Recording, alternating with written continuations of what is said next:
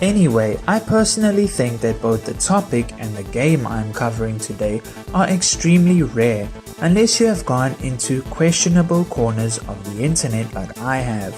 I would wager that most people have never heard of either of these unless they are crazy like me. There honestly isn't much available online about the video game feature of today's episode, an indie title from the year 1996 called Firefight.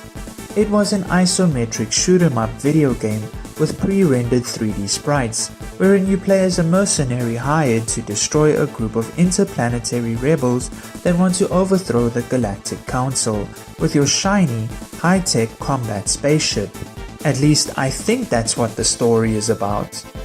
The story in the game itself is quite vague, and since it was an indie title in a time when gaming wasn't as popular as it is now, it was difficult to find much information about it online.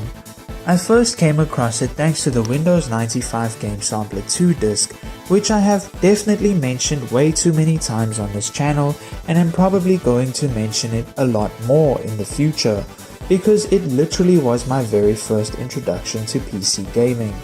For years since my childhood, I had tried to remember and find this rare little gem online with the express desire to play it again for my regular nostalgia fix, with it only ever being available on malware and Trojan virus-filled pirate sites and myabandonware.com, which is a website dedicated to cataloging and archiving many old video games from past decades that faded into obscurity, never got any updates or remasters, and have become abandoned, hence the name of the website.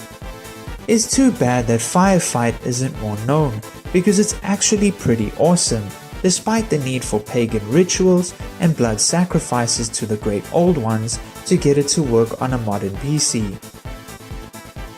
What are you guys? You guys must actually be.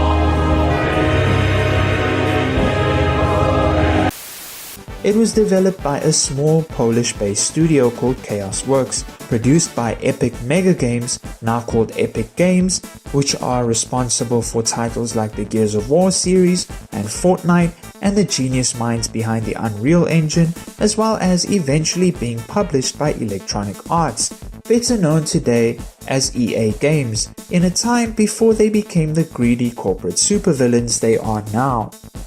You will never find a more wretched hive of scum and villainy.